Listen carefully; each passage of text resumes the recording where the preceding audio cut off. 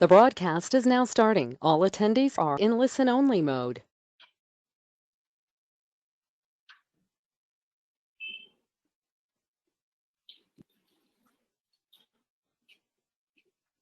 Good morning, everyone. Those of you who have joined us, we'll just wait a couple of minutes for others to also join. Feel free to introduce yourself in the chat box. Let us know your name, where you're from, if you're from Ghana or if you're based in the UK.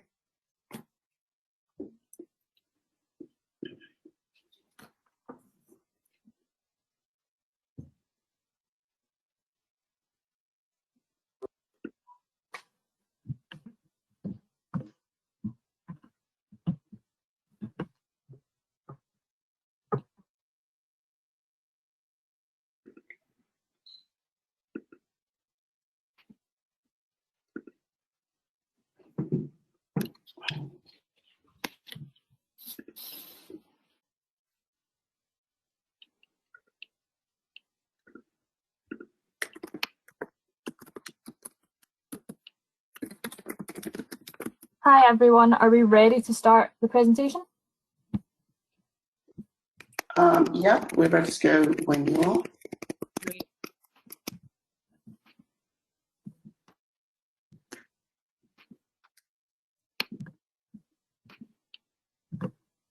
Should we start now? Yeah. Okay. Thanks for those who've joined us this morning. I know it's a cold grey day in London. Nothing like that in Accra, I'm going to assume. So hopefully we'll make this session as informative as possible for you and yeah, as helpful as possible. My name is Emem Usanga. I am the CEO and co-founder of Bnkability. It's a platform that ensures that African trade transactions are creditworthy and projects are investment ready. Using automation. I am going to be your moderator for this morning. We are joined by four fantastic panelists who are in Accra and who will be talking to you about how they've utilised collaboration to basically get through what has been a very tough period to build resilience either through the companies that they're actually building or as organisations and what they in terms of what they've done for businesses. So I'm going to leave it over to my panelists to do a very quick 2-minute introduction each of themselves, and then we'll start discussion. Kingsley, do you want to go first? Yes, thanks, Emem. So good morning, everyone. If you're not in Accra. So my name is Kingsley Abrokwah, and I'm the founder and chief enabler of KudiGo. So what we do as KudiGo is we are a retail tech startup, and we focus on developing solutions for the informal and micro retail sector in Africa. We've been at this for the past 3 years, and currently we've got over 8,000 small and micro businesses across 4 countries in West Africa. And really our focus is to ensure that Africa, being a retail-centric economy, is able to move into the digital revolution without leaving the informal and micro retail sector behind. So we focus solely on the low-end market and try to empower them. Now, as it looks like, it's a very tough market to address. There are challenges in terms of market entry, in terms of literacy, and so many other things. But then it is what holds the economy, and that's what we focus on as a business. And we operate from Ghana. It's a fully owned African startup with a team of around 26 people running this and trying to innovate for the continent. Thank you. Franklin? All right, good morning to everyone. My name is Franklin Owusu-Karikari, Director of Business Support and Policy for the National Entrepreneurship and Innovation Program under the Office of the President.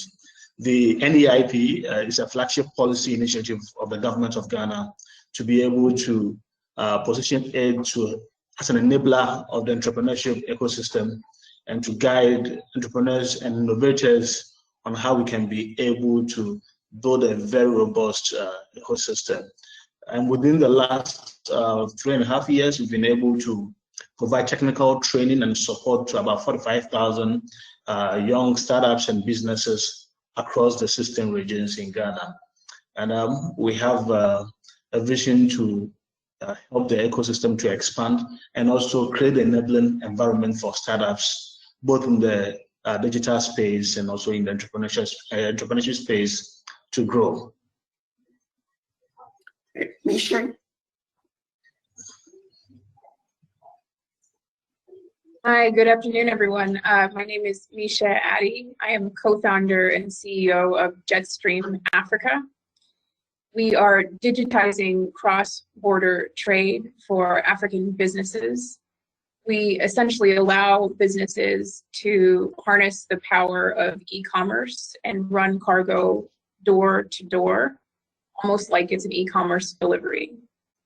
As many of you know, the African Continental Free Trade Area will go into effect in January of 2021, and Ghana is the seat of the Secretariat. In order to gear up for the big transformations promised by regional trade, e-commerce has to win on the continent, and cross-border logistics has to essentially be restructured to accommodate the demands of transparency, visibility, and predictability that you see in local e-commerce. And that's what Jetstream is doing. Okay, finally, Chirag.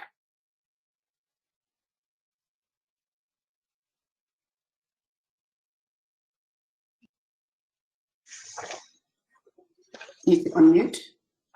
No, unmute.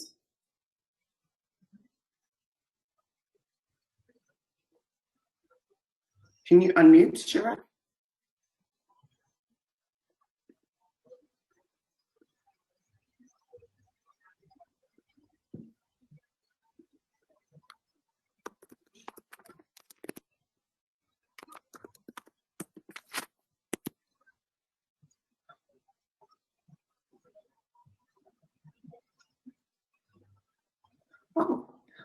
Oh.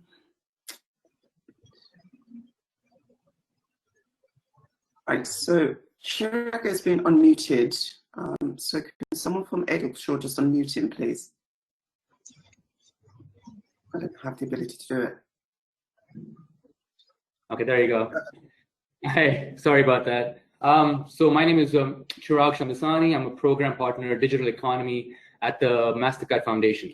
So the foundation has been active in Ghana since the very start of our existence, and I've invested over $200 million in programs here over the period of over 10 years with partners like Ashesi, KNUST, Opportunity International, Fidelity, and the like. But we officially opened our offices in Accra last year and began implementation of our decade-long strategy called Young Africa Works, where the objective is to create dignified and fulfilling work for 3 million young Ghanaians, especially women. So thank you and look forward to this conversation. Okay, so if anybody's got any questions, please put them in the question box, and we'll come. The last 15-20 minutes will be dedicated to Q&A by attendees. So please throw as many questions as you want in there. This is very much so a discussion, not just me talking to the panelists. So let's begin. I think we'll probably start with the organisations, but we have found ourselves in the most unusual times over the last 7-8 months. Nothing that anybody could have foresaw at the beginning of the year as we entered 2020. But here we are. It would be good to hear from from either Kingsley or Miishe first in terms of how you guys have had to adapt your businesses and really embrace collaboration in order not just to survive this period, but to create resilience within the business going forward. So either one of you want to go first?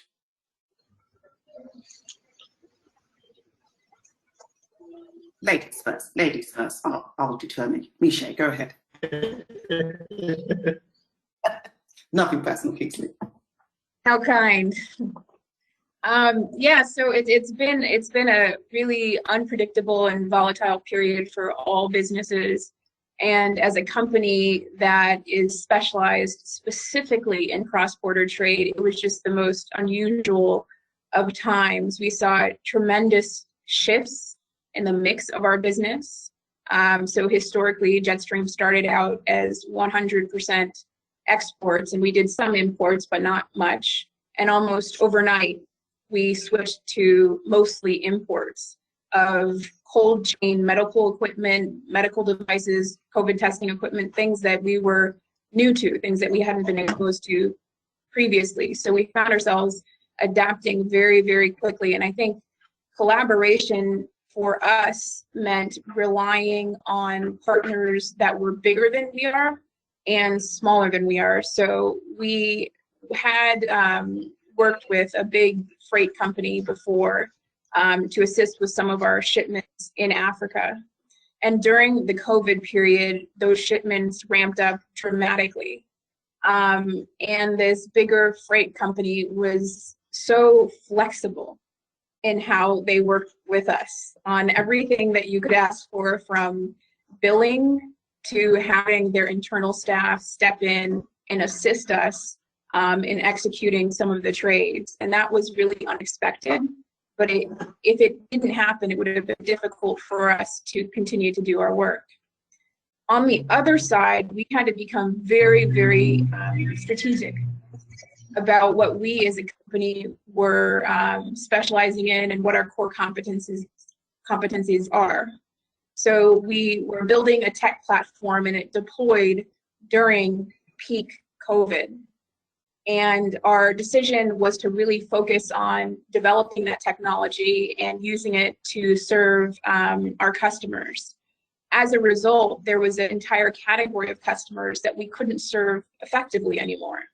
So we started to refer and outsource those customers, that smaller segment of customers, to smaller logistics companies here in Ghana.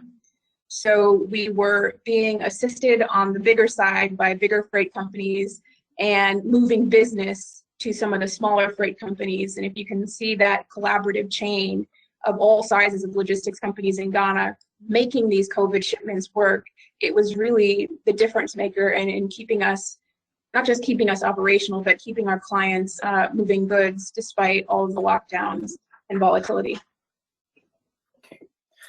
Franklin, what has happened with KudiGo? How has the COVID affected your business, and where does collaboration actually come into play? Well, I think KudiGo is with Kingsley. So, as a government, we'd like to hear from our son before the see how KudiGo has been affected. I saw that coming, but thanks, Franklin, and thanks. I think for us, I mean, so when COVID hit, I was in Lagos because that's really one of our biggest markets, and I literally got in just right before our borders got shut, you know. And wow. I got into Accra, like the Thursday I got into Accra, Friday, President announced that peace. I'm like, wow, now I'm back home. But I got into Accra in March, and we had all these plans of revenue growth because we were growing really fast, right? We were expanding everywhere. It was exciting. All of a sudden, COVID happened, and all our revenue just vanished. Reason being, we support actual brick and mortar businesses. So the moment there was a lockdown, they all shut down their businesses. And even when they opened up their businesses again, it was not the same.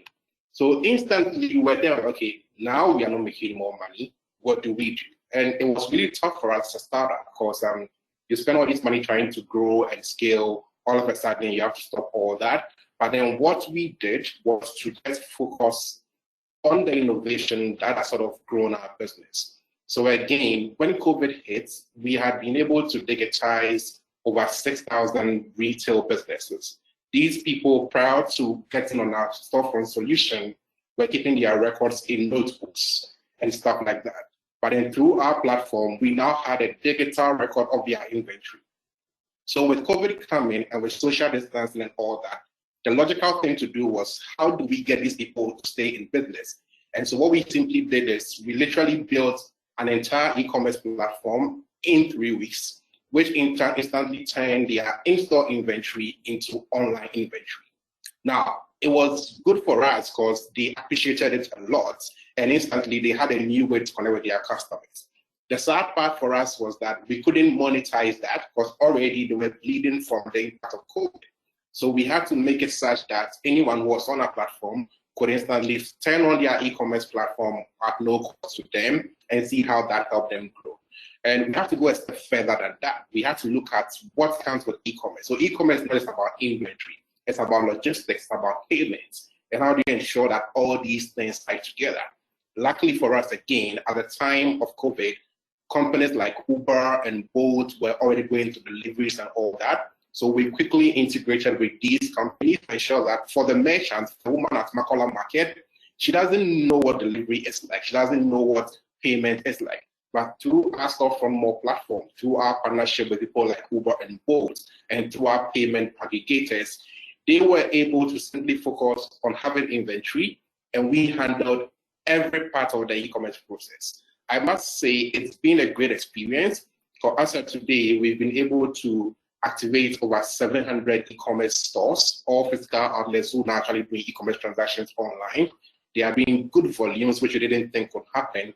And the beauty is now, post-COVID, or I mean, COVID is still there, but I mean, post the lockdown and everything else that happened, you know, these businesses now have a different revenue stream.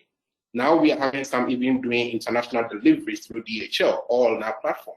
And so in hindsight, although it was a pandemic, I think for us, it actually pushed us to innovate, and that also put the businesses to adapt and tech much more better than they did before. Okay.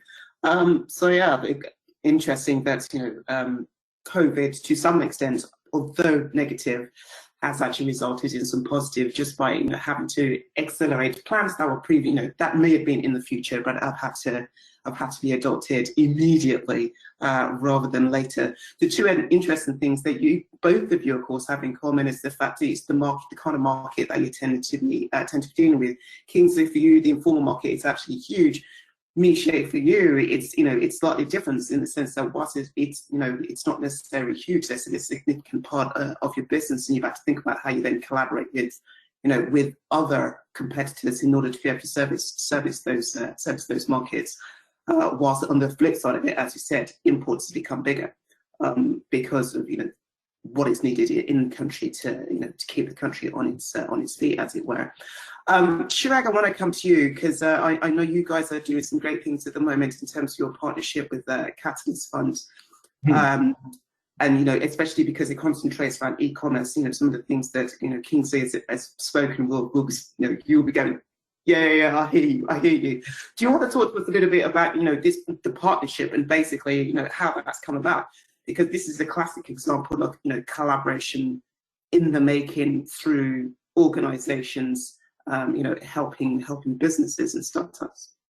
Yeah, so I mean, when COVID-19 hit, I think we all took a step back and realized that even though we were focusing on our Young Africa work strategy, we had to address the crisis at hand, right? And we had noticed that economies where digital solutions, digital commerce was prevalent, the small businesses were able to cope better with the challenges that the COVID pandemic brought on board, right? So when we're thinking about in Ghana, the e-commerce ecosystem was still quite nascent.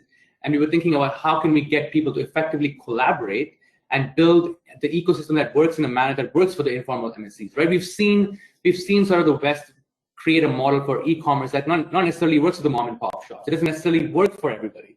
So to make sure that whatever e-commerce ecosystem is building, it creates resilience and builds up in a way that works for the informal segment is critical, and collaboration for that is really critical, right? Because there's so many sensitivities, and I think Kingsley mentioned them a lot as well, right? But thinking about price sensitivity. So to make sure that e-commerce ecosystem works for the informal sector while still working for the customers requires a lot of collaboration. And I know, Emem, you like this word quite a bit, co-opetition, right? So there is a need for co-opetition because we all need to kind of work together to build the foundation, build the rails that this works effectively, yet have that competitive edge when thinking about how do we add value to the customer. So I think that's how we're building it. And with Catalyst Fund, we'll be looking at accelerating 6 digital commerce companies that are serving the informal segment in a manner that kind of works for them as a holistic solution as opposed to individual ones. Yeah. Okay. And then, frankly, you know, as a government, as a government-led organization, I can imagine it's been pretty frantic for you guys because there's so many different, kind of stakeholders that the interests that you have to take care of. So, you know, how have you guys basically used your position, as an arm of government to kind of help not just businesses, but to bring together various different actors in order to ensure, not just collaboration, but again, resilience of various different sectors and businesses during this period. All right, thank you. As a government, we planned the year. We had good stuff for the startups, and the entire SME community. And, we realized that within the last, from 2017 to 2019, the focus of our support has been more in the urban and the peri-urban center. So entering 2020, the focus was, let's get to the local economies in the rural setting. So we decided to go down and work with all the 260 districts, municipal, and metropolis. So each of these districts and municipals and metropolis were supposed to select very innovative businesses within their local areas, so that we can provide that kind of technical support and also funding support, so we can begin to build the local economies from there. And it was supposed to start in March. And March, we were just locked down. This was a very critical situation, and we didn't know, so we had to suspend all activities till somewhere June. And even June, it was tough to be able to reach out to these businesses in all the 260 municipal and district assemblies. So there we realized as a government that technology and being connected are now essential services. Okay, previously we think it's something luxury, that's if you have the means, you adopt to it. But we got to the point that really technology and getting connected is now an essential service for us, and how to deal. We wanted to run on Zoom and other Google platforms to see if we can run the training.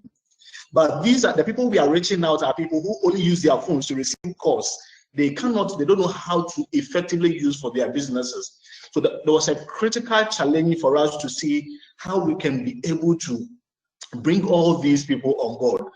And to tell you the truth, and most of them started calling the office that their businesses are down. We quickly have to step in and come out with a directive. So in one of the response, we made the president to include in the response that where we had to give some form of additional moratorium for those who have already received funding from government, that now suspend the repayment of your loan facility, just plow back the little you have back into your business.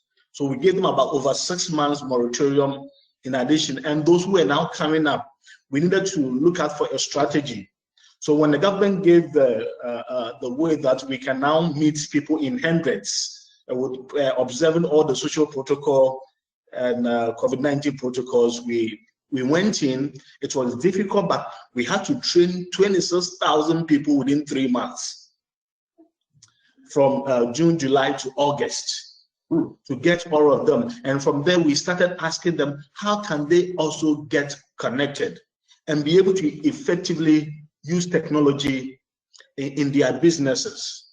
And it's been difficult, but we tried it with a few selected businesses with our partners. So we brought in some of the incubation hubs like iSpace, iSpace, Accra Digital, most of our partners, Hyperspace, and a number of them across the country, to see if they can use technology to reach out to some of these people to provide some form of key essential services to them. And they came in also handy to reach out to some of the people for us. And with the collaboration, we met with NBSSI, the National Board for Small Scale Industries, to look at how best government can also intervene in providing some stimulus package, especially in the form of liquidity support, to support these businesses that are, a number of them were laying their staff off. A number of them were unable to pay their bills. A number of them, have their raw materials almost degenerating because they were not producing. And when these things were supposed to come in handy, governments gave the clearance through NBSSI and also now with the support of Mastercard to be able to provide some form of relief to some of these businesses. it was key. Now, those who were able to hook on to technology were crying for data. So pressure was on government to see what can you do to be able to reduce the burden of data, for this business to be able to use it effectively for their businesses. And government have to come in the last minute to be able to, apart from all the other utilities like water, electricity, government also have to come in to reduce the data cost involved. The law on the taxes on the communication tax have to come down a bit so that they can get some form of relief. So these were quite a number of things that's needed to come on board in the interim to be able to support the business. It was quite critical, and we are now looking at how, going forward 2021, we can be able to effectively mitigate these things.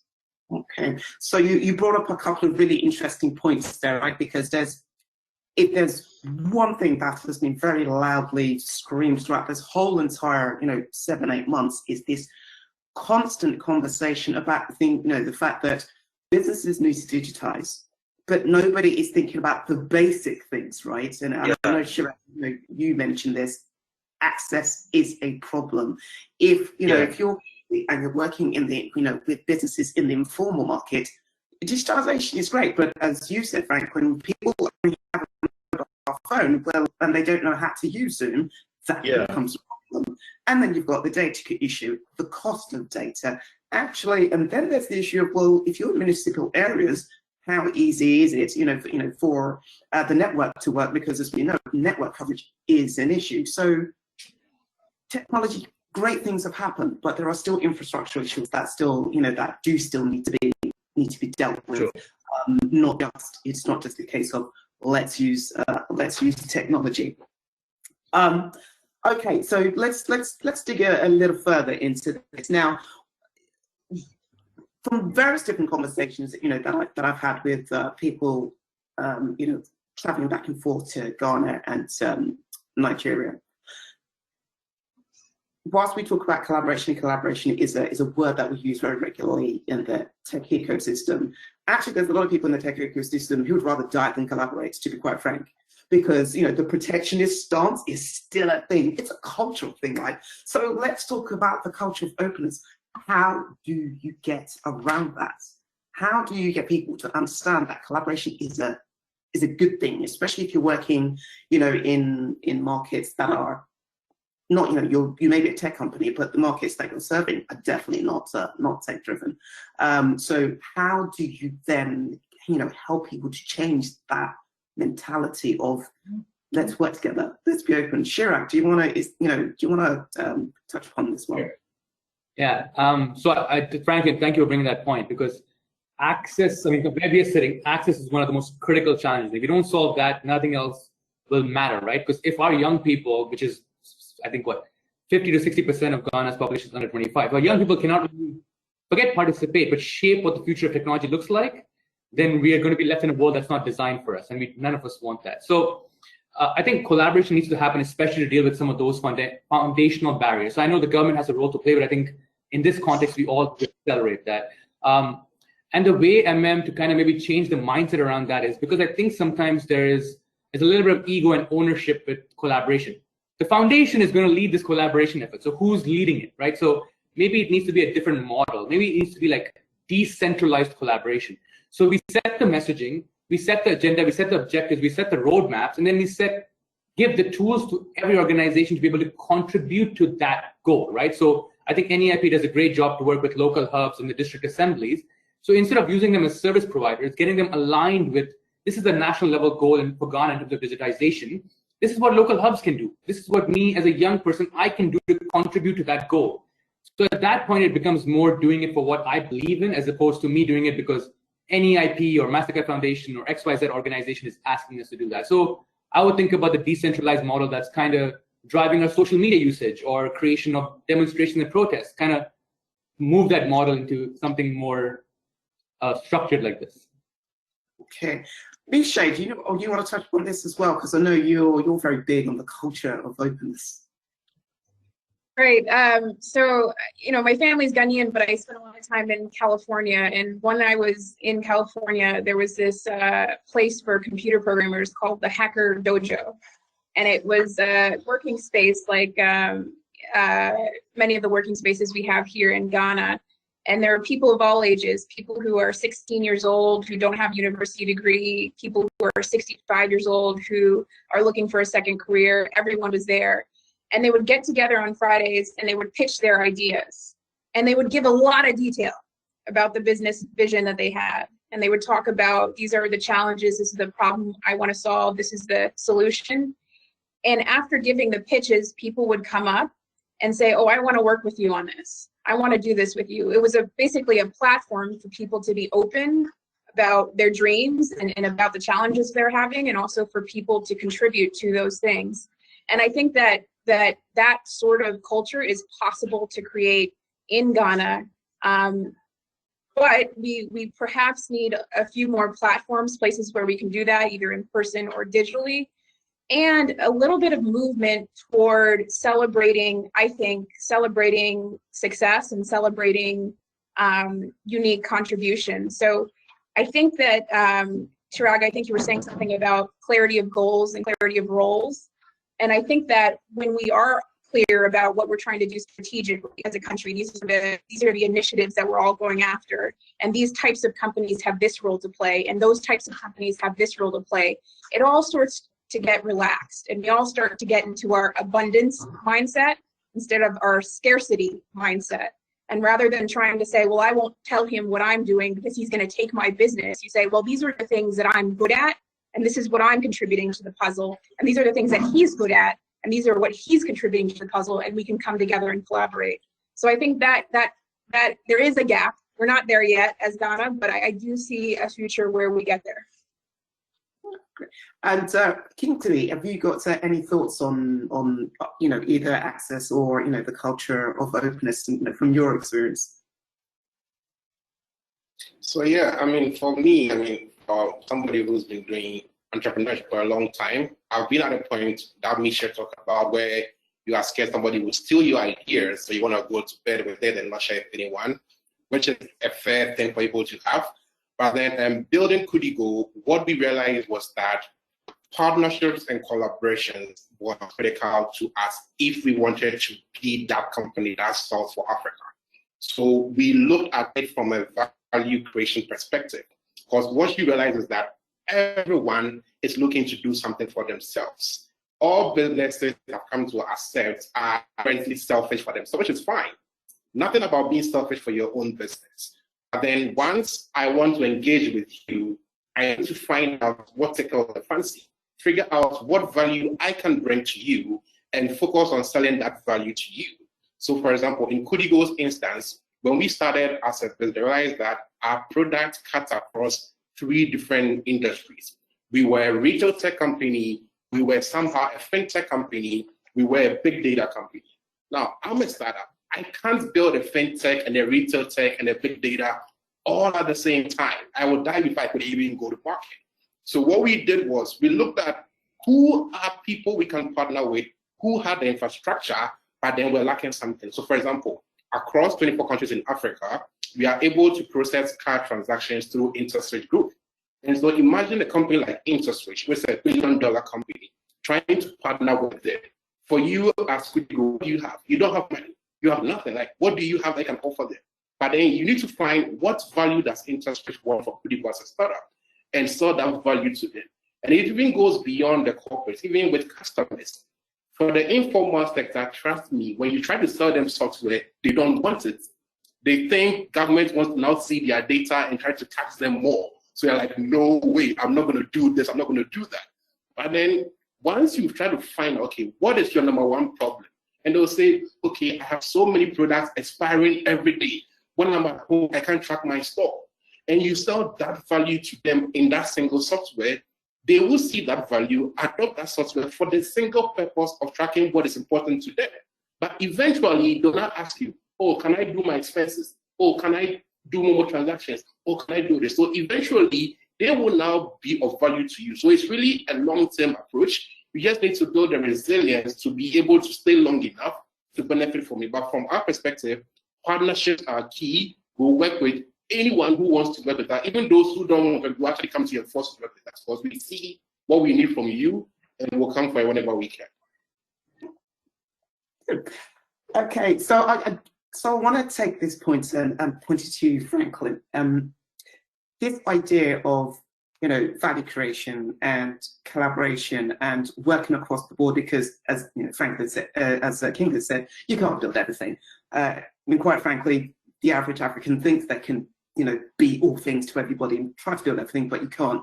With a lot of the businesses that you're actually talking to, as you said, because a lot of them were suffering during this period.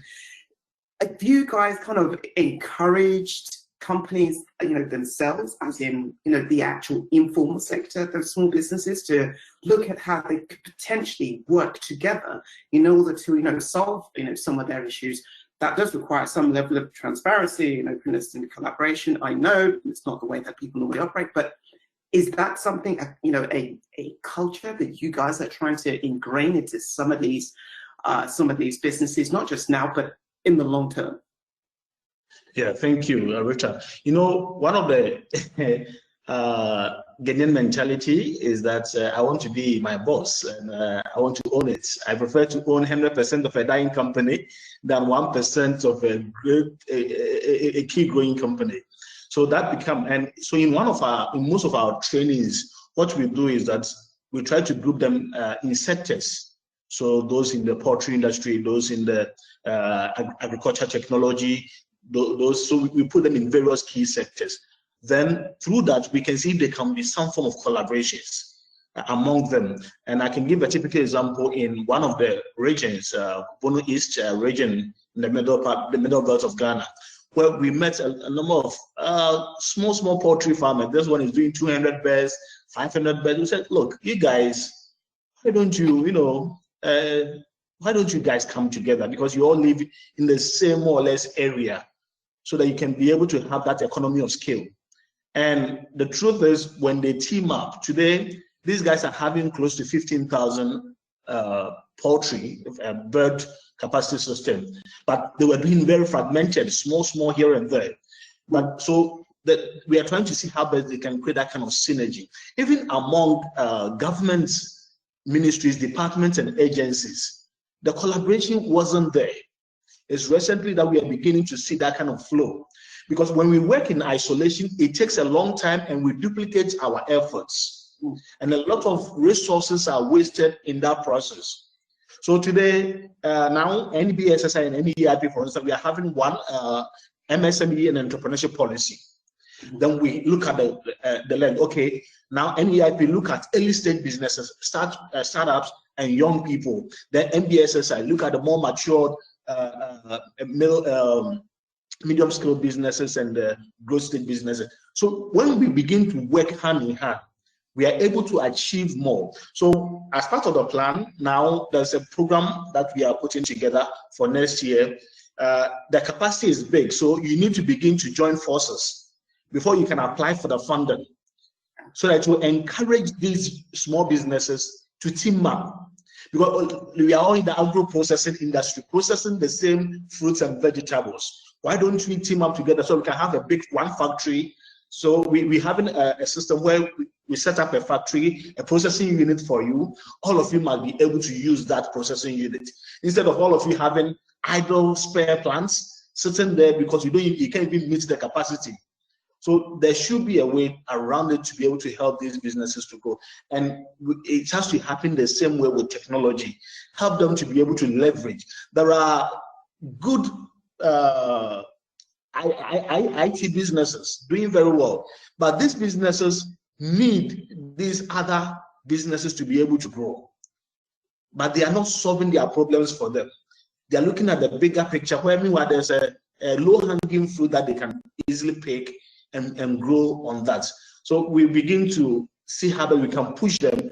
Sometimes if they are not doing it willingly, we have to push them to be able to go that line. Yeah, I hear you on that in terms of willingness. Sometimes you have to, yes, you have to force it upon people and for them to come to some, a realization, because, if you're waiting for them to do it themselves, it will never happen. So yeah, I definitely hear you on that.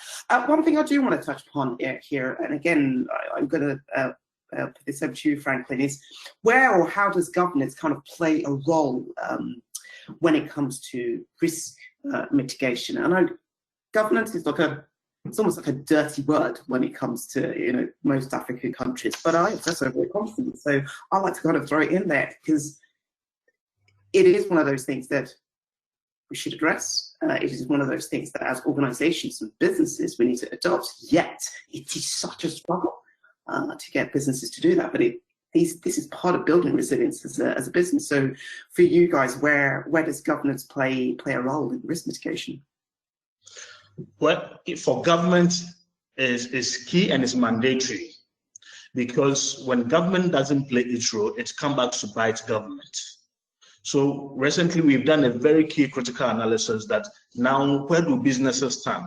We need to have a pyramid structure where, at the base of the pyramid, we have what we call the infrastructure as a service. At the middle of the pyramid, we should have platform as a service. Then on top of it, we have software as a service. These things are great. Then government looks at this building of these infrastructures as a service. What are the key components? What are the key department, ministries, and agencies that can collaborate and effectively solve the problem of that digital infrastructure that we are looking for? We want to become the #1 in terms of digital infrastructure in Africa, but there's a lot of work we need to do. Governments cannot do it alone. We need a private sector. We need even the small fintechs and all the various IT guys to come in to be able to see where we can all build it together. Government is doing its part by bringing a lot of things are being set at the top, but sometimes I tell young IT businesses that look at government policies and begin to go in and innovate in that area. There's huge untapped opportunities in this sector. As I'm telling you, after this meeting, we are going into a meeting where the Ministry of Trade, the government of Ghana through the Ministry of Trade is implementing what we call an integrated medium to long-term business regulatory reform. And it's a program that is aimed at improving business-led regulatory efficiency and transparency, and ultimately positioning Ghana as the most business-friendly economy in Africa. And in line with that, they are doing what we call public consultation portal. They are doing an online electronic e-registry system that will provide open and free access to business-related laws. We have a lot of opportunities, even with our legal framework. But businesses sit and they are not looking at these things. You see, when you look at the laws, you look at the infrastructure government is providing, then you can look at where do I come in and build upon what government is doing. Sometimes government may build the infrastructure, the base. It will not be able to reach out to everybody. You need a private sector to come in to do the extensions. And that's why people sit down and we get international organizations, foreign companies who will look at the opportunities, come in to build upon the infrastructure government has started. But we need the local Ghanaian partners to deeply look at the laws, look at the infrastructure that have been built, look at the shortfalls that are in there, and cash in within those opportunities. This is where, for me, both the private sector and the government can leverage upon and be able to effectively deliver in solving the problems of this country. So Kingsley and Miishe, I just want to come to you both on this concept of governance, especially you, Kingsley, bearing in mind that you work so closely with the informal sector, and as you said, just the idea of using software or the concept of access to data is an issue, right? Until you kind of solve a specific problem for these for those particular businesses, and for them to then go, okay, what else can you offer us? Where, if at all, does governance come into play in terms of whether it's a case of capacity building, whatever it is, where you're helping these businesses to start to think about how they instill governance into their businesses, again, for the purposes of resilience using technology? So sorry, I was smiling when you mentioned the issue about data and all that, because it's so interesting to know that these informal people, they understand data privacy to a whole different level. I mean, the sort of questions they will ask you, you wonder, wait, why are you saying this skills? You're asking me stuff about where is it stored? Will you share with this person, that person? And I think one critical thing that government, especially in Ghana and other parts of Africa, is they are focused on having a robust data protection infrastructure. Because people have come to understand the need to have data protection in place. So once someone knows that, okay, you are data protection compliant and all that, they are more relaxed to work with you along those lines. But then in other aspects of it, what we've had to understand is that even governments needs that data to be able to make meaningful decisions around these businesses. So for example, Franklin is there, he has these great plans. Let's say he decides, okay, I'm gonna do a project for everyone in Canadian market today. I want to give each one of them 1,000 cedis to grow their business. But then that money is given them, it's not free money. He needs to be able to ascertain to a very high level, if I give them 1,000 cedis today, how long will it take for them to pay back? And will they even be able to pay back? Will they take the money and go and fund the funeral or go actually buy inventory? All these things are stuff that he will need data on. So what we tried to do as our business evolved was to do stuff like, we published like research reports. For example, when COVID hit, we did a survey of over 3,000 businesses, asking them questions around what they suffered, how long they were down for, what they need. And the key thing that rings out is, we need money, we need money, we need money. But then the question you again ask is, if I give you the money, what exactly are you going to use it for? We use it to go and pay your rent, to go and pay utilities, and all this is what the data will tell you. But the data will tell you first of all what they need the money for. The data will tell you where to invest the money on their behalf. And our approach has been that a businesswoman in Nigeria, if you give them cash, the cash will vanish. It's not going to the business.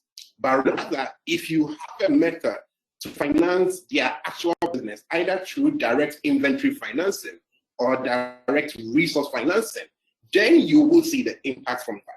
And all that comes back to the data. And so the infrastructure, like Franklin mentioned, that government has built, for me, is very critical. There is more that can be done, but again, it's a process. It's a marathon. That's how I see it. Gradually, these businesses are beginning to appreciate the need for tech. Today, everyone wants to open a Facebook page to be able to sell on Facebook. They start and they go like, no one is buying my stuff on Facebook. What is happening? Facebook doesn't sell your stuff. You have to market it for it to be able to grow. So then you can build upon the knowledge of these basic things and see how you can help them build resilience for their own little businesses. And one last thing I've also realized is that most people try to start a business and put themselves in this bubble of, I have a startup. You don't have a startup, you have an actual business. Do the right things from the get-go.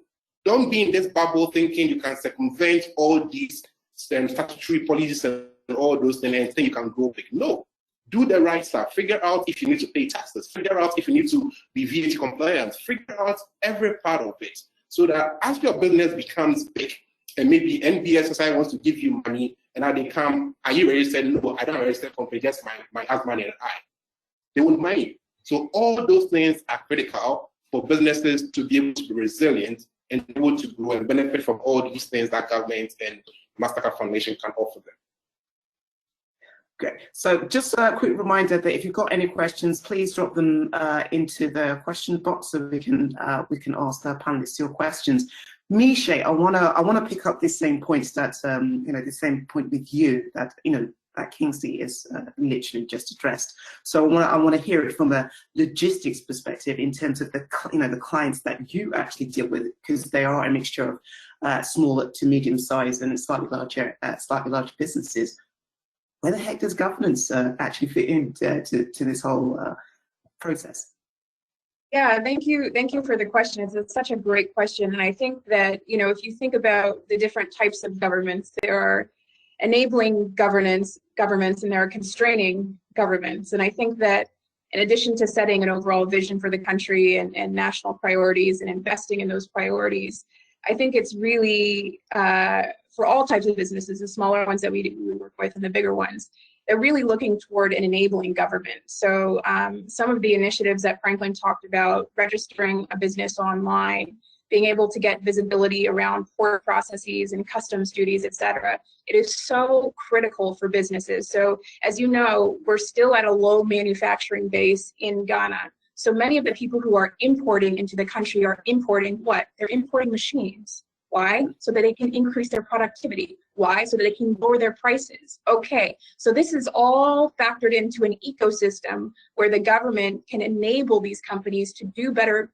work, to increase their productivity, to lower their prices to consumers if we have a transparent system that enables the businesses to do what they do best. These smart people in almost all of the businesses that we deal with on the Ghana side are run by Ghanaian people in their 20s and 30s and sometimes early 40s. They're brilliant. They understand their market. They will innovate if they're given the right conditions. So it's interesting, you said in their 20s, 30s, and early 40s. What about those who are over, who are over 40s, right? So there's obviously a bit of a divide here between those who are a little bit older. For me, when I always think about the businesses that I probably have the most friction with, is always some 50-year-old guy who sits in northern Nigeria and has been doing it for 20 years. God help you trying to get him to use, to digitize everything and use software and think about data, blah. But it's interesting that you bring it up. What is the key issue here, or do you think, in terms of those who are over a certain age? Not that we're trying to put everybody in a box here, but these frictions do exist. Okay, full disclosure, I'm coming up on my 40th birthday next month, so I don't want to discriminate at all. Way past you, girl. Okay. Yeah. But I would say there is sometimes a little bit of fear of losing, right? So one thing that we noticed, and one of our big pushes now, is to digitize some of the logistics people who are at the ports. And if you go into the office of a freight forwarder customs broker who's working the ports manually, they're actually incredibly efficient. They've figured out the system, right? They figured out how to manually work the system. So the people who are more successful in the old way of doing things are people who've cleverly found the hacks and the fixes and the this and that to manually work through the system.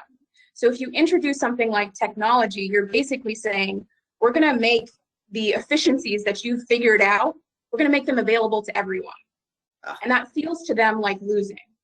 Yeah. I don't think it's losing overall, because I think the wisdom that they have, especially in the logistics industry, they have more in their minds about the port system than, they've forgotten more about the port system than I will ever learn. So yeah. There's so much wisdom. There's so many opportunities for consultation, for board of advisors, many opportunities for the older generation to contribute and can continue to be relevant. But I think it's important to be empathetic to their feeling that I have finally succeeded in this old way, and now you're bringing a new way that may in fact disrupt my way of doing business. Yeah, definitely, on the fear factor and and on empathy, it is everything. I think we in the tech industry tend to live in a bit of a bubble sometimes in terms of our ways of thinking, and it's like, oh, of course we got this solution for everybody. We don't. You've always got to think about, okay, but things have operated and have worked before, maybe not as efficiently, but they've worked. So if they worked, as I said, how do you bring everybody along, actually take some of that knowledge out of people's heads and make good use of it, as you said, because they know a lot more than we newcomers know. So I'm gonna ask you a couple of questions. We've got a question here from Carol Caruso. So she says, online stores can be challenging for low-tech savvy MSMEs in terms of capacity building needs.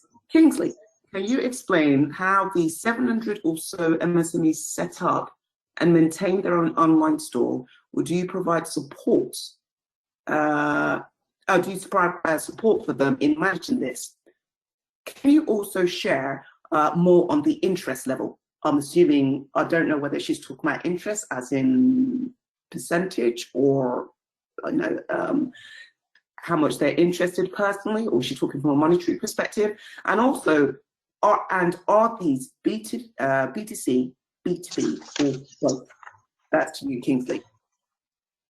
I was afraid this question was going to come up because e-commerce is a monster, right? And the biggest problems with e-commerce, I see it as three main problems. The first one has been fulfillment. The ability to know that if I find this phone on a website and I make a purchase, the phone is available and can reach me today or tomorrow. That's the first problem most e-commerce platforms have. The second problem has been trust. So again, for a customer to be confident that if I buy a phone, I wouldn't get soap or I wouldn't get an empty box. That is a big problem in this part of the world. Now, the final part has to do with the merchants themselves. Imagine telling a woman at Mokola that, you know what, I'm going to help you sell more stock. Then I won't give you your money today, you get your money tomorrow, or if it's a weekend, you get your money. You'll be like, what? I'm not interested in all that kind of stuff, right? So to address these problems, for us, we saw it as from the very fundamentals of, again, back to what Miishe said, like, these people have done business for so long. They understand business. So speak their language, speak the business language. So for example, on inventory availability, like I said, we have spent so much time and effort trying to help them understand the importance of digitizing your inventory. And so it was at a point where, as of that time, without even thinking e-commerce, they were going on their own Android phones or had a little tablet or a device that were here, okay, I've sold 5, I've ordered 6, I've done this, I've done that. Now that simply meant that you can flip the switch on that and make that same inventory available online. So that whenever they sell in store, it decreases online inventory. Whenever they stock in store, online inventory goes up. To them, they are managing one system. To everyone else, they are doing e-commerce and doing in-store and all that fits for the purpose. The other part with being able to ensure that there's trust is that, so for example, on our platform, I dare say that we are the only e-commerce platform in this part of the world that does not do cash payments. Every transaction that is done is fully paid for before it's delivered. And between May till today, we've processed over $35,000 in transactions, all fully paid for by customers. Now, the reason is that our call center operates Monday to Sunday.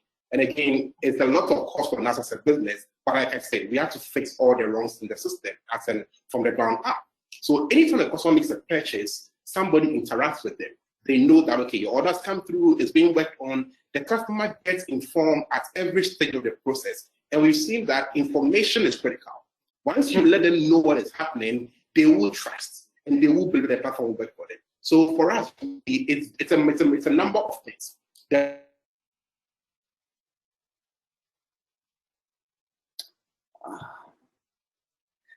think we may have lost Kingsley. It's frozen.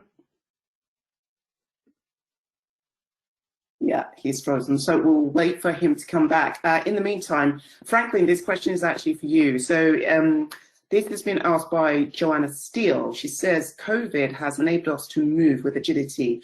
Do you think we'll remove some of the traditional red tape and bureaucracy long term? So this is interesting because this is actually one of my questions that I have about ensuring that we actually maintain, you know, this particular momentum that we're on at the moment. So yeah, Franklin, will the bureaucracy be removed long term? Well, you know, COVID-19 has really opened our eyes to a lot of things. Adoption of technology has been one of the most positive pivots of tech, especially in the role of the COVID-19 crisis. And for us, I think NEIP has positioned itself as we are not bureaucratic. We work with fast and speed. Those who have engaged our office will know. We work with a private sector mindset. And this is what we're hoping that other government agencies will also adopt, because we are in a period of fast and speed, even as a government. Sometimes when these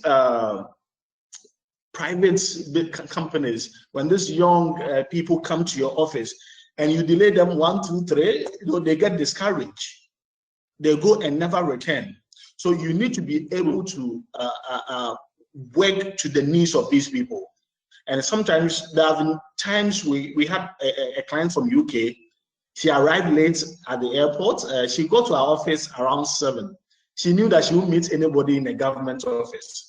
But she was surprised that she got to the office at 7 p.m. and we're there to serve her. Okay, so sometimes you need to be able to, things are changing and we need to begin to change with the times. As part of building resilience, we need to adopt and be able to absorb the variations that are coming. We can't do business as usual if we really want to become the example of nation that we want others to see. Now, after you say African Continental Free Trade Area, we may sit here with a lot of liberty, with a lot of ease, and many people will rush in and take the businesses from us. So as a business agency, we want to be different. We want to be seen out there as being very proactive. And I believe that government, this current government is also trying to be very proactive in some things. You may not find it all in all the government agencies. There are places just removing of your file and document can take 2 weeks. And processing and filing it will take another 2 weeks. And by the time you come, it's 3 weeks. We need to be able to create the enabling business environment. We must do things with fast speed and ease for businesses to grow. Okay. Right, so I'm conscious of the time. That's our 1 hour is up already. That flew by. So I just would like to thank everybody who's attended this particular session. Thank you for taking the time out this morning or this afternoon, depending on where you are. It's afternoon now here as well. Taking the time out to join us. I would like to thank our panelists for their time, taking out of their businesses to join us. And just a few key points I just want to pick up on in terms of some of the things that were said in terms of clarity of roles and clarity of goals, especially when it comes to working with other stakeholders for the purposes of collaboration. And it is time that we kind of move to that point of not being so fearful and being a little more open and transparent in order to actually get things done, because to be quite frank, it actually benefits everybody. And this idea of scarcity over abundance mindset, which will help people to actually shift and move forward, because people get a little bit lazy when it comes to when there is an idea that we have abundance, but when there's scarcity, that's when people tend to move a heck of a lot faster and with intention. And finally, one thing that has come through clearly is that it is absolutely essential that the private sector and government, as well as other sector organisations, actually work together in order to for things to move forward. If we are really going to build resilience and we are going to mitigate against risk, everybody needs to come together and collaborate, but everybody also needs to be empathetic to each other and how different sectors operate and work. It is what it is, but only through collaboration can we move forward. So again, thank you all for taking the time out to join us today. It was much appreciated. I hope you learned and gained something from it. Those of you who've joined us online, thank you again to our panelists. Thank you.